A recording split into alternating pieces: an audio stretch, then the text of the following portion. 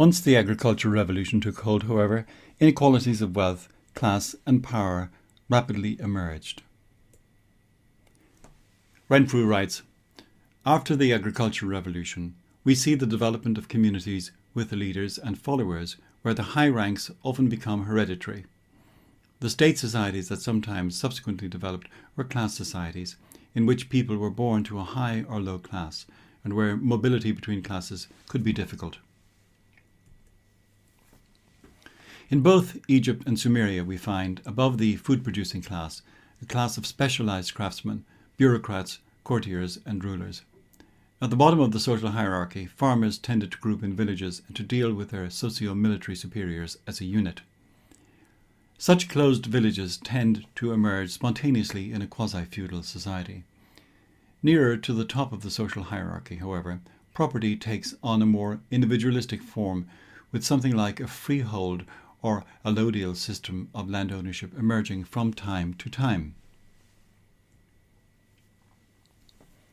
Most of the wealth produced by these civilizations was appropriated by the small ruling class. In all early civilizations, writes Trigger, a small privileged class appropriated, in ways that were deemed to be socially acceptable, a disproportionate share of the available wealth. Ownership of land was not the key to this process. In more early civilizations, agricultural produce and manufactured goods were appropriated by the state in the form of taxes in kind, while surplus labour was appropriated by imposing corvées. The farmers produced most of the wealth, but lived just above subsistence level. There were merchants, but they lived a relatively precarious existence, depending on the goodwill and protection of rulers and officials. Then, as now, people were reluctant to give up their hard-earned wealth to others. Trigger again. Some ancient Egyptian farmers habitually tried to conceal part of their harvest to avoid having that portion taxed by government officials. Tax collectors, for their part, sought to stop such evasion by calculating harvest yields as accurately as possible and forcing farmers who claimed to have produced less to reveal their hiding places. Very little, it seems, has changed. The wealth appropriated by the governing classes came in the form of tax, including sales and transaction taxes, rents, fees for licenses for various services or legal fees, and tribute. Unlike modern governments, the rulers of ancient civilizations were mercifully inefficient in their ability to monitor and tax the resources of their primary producers. The rulers of these early states attempted to increase their wealth not just by the exaction of taxes and levies from their own subjects, but by the tried and true method of extracting wealth by force from other states. This they did in the form of tribute being the coercive transfer of wealth from the upper class in a weaker state to the upper class in a stronger, resulting in pressure on commoners in those weaker states to work harder and pay more taxes. Nothing seems to have changed. As one of my professors used to say, the basic principle of political economy is that the peasant always pays. When it comes to explaining the origin of leadership in societies, there are basically two types of explanation. One sees leadership emerging naturally as an adaptive response to increasing social complexity, so that the many in society are willing to cede authority to the one or the few in return for increased wealth or security. The other type of explanation holds that people do not yield their autonomy unless forced to do so, and that one way in which this force may be exercised is through economic pressure. Whichever of these explanations is the more likely, the activities of the leader of the society and his administrative machinery must be financed.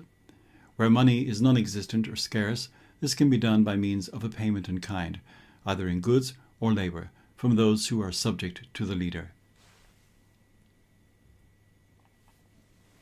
Earle notes that effective staple finance must be based on a property system through which staples are mobilized from commoners as rent in return for access to subsistence resources. The critical problem is to maximize the gross surplus from the subsistence economy that can be deployed to support elite projects ranging from ritual occasions to craft activities to a warrior cadre. Economic power is based on incentives, positive and negative. Whoever controls the production and exchange of goods, especially subsistence goods, exercises significant power over others.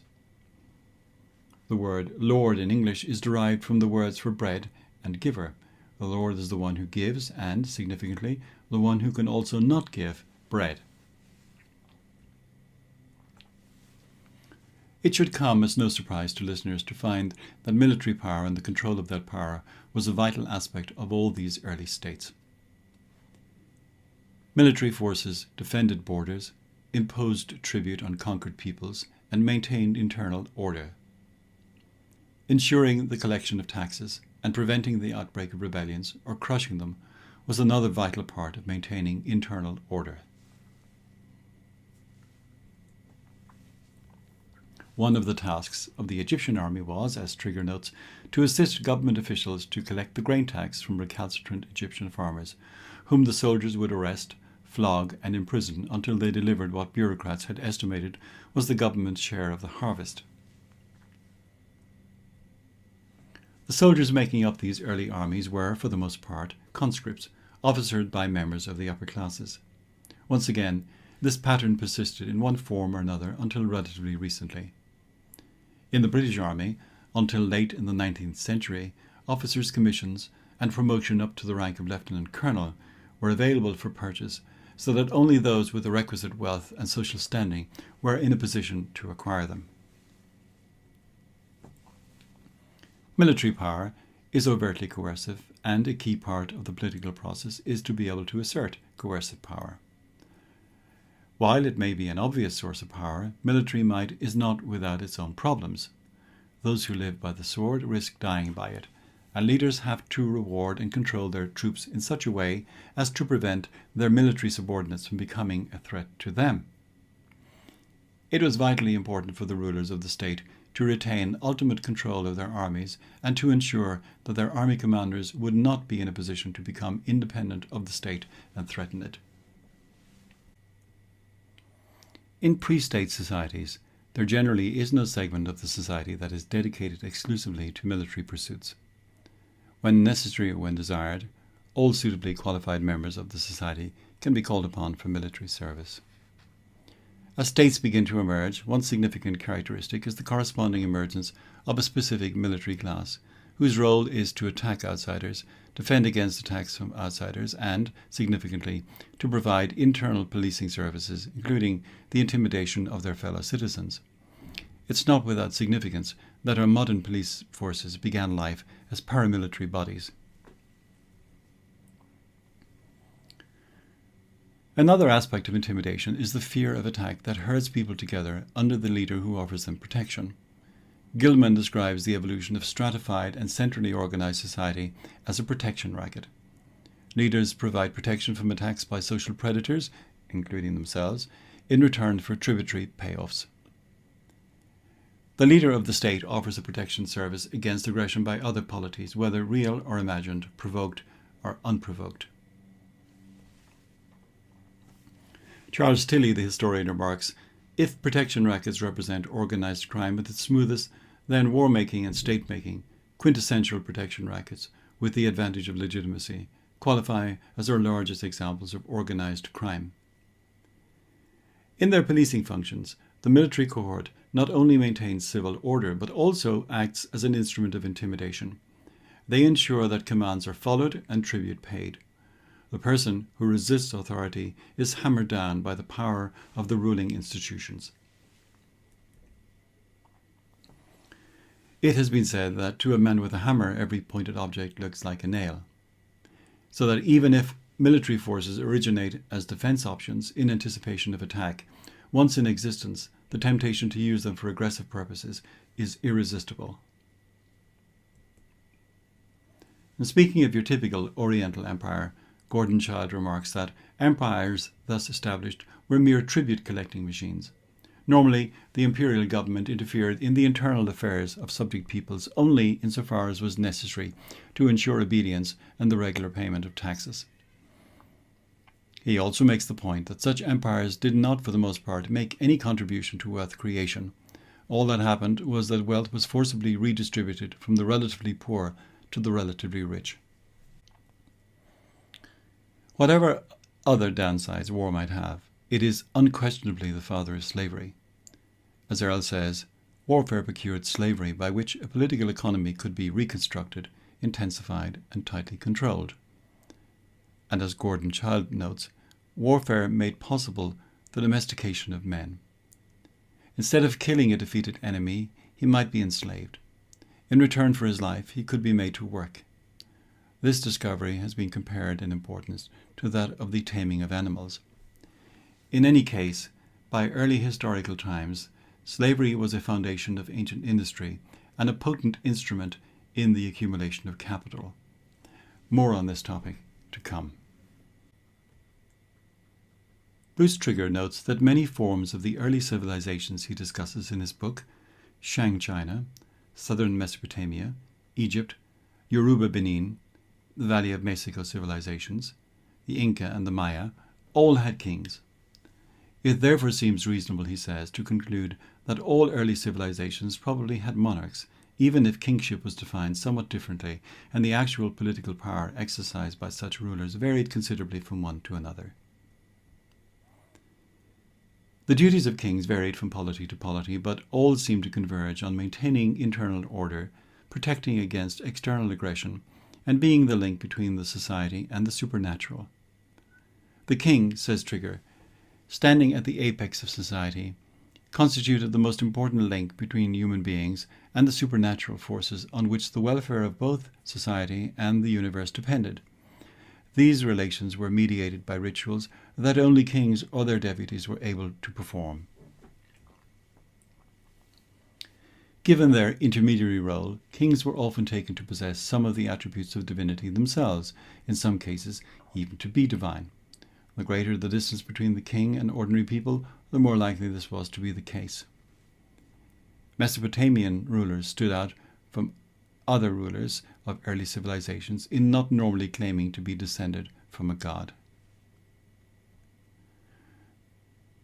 The rulers of early civilizations, writes Trigger, invariably claimed divine support, and most of them were believed to be endowed with divine powers. The most far-reaching claims were made in Egypt and among the Inca, both large states in which rulers tended to be remote from their subjects. But even here the human nature of the individual ruler was acknowledged. The weakest claims were found among the Mesopotamians, who in early dynastic times had become the most urbanized people, and therefore best able to observe their rulers at close range. In considering this vexed matter of the divine status of kings or their relationship to the divine, we have to realize that we moderns start with the presumption that there is no identity, no relationship of descent, no special appointment of rulers by the gods or by God, and we wonder how the ancients could have thought otherwise.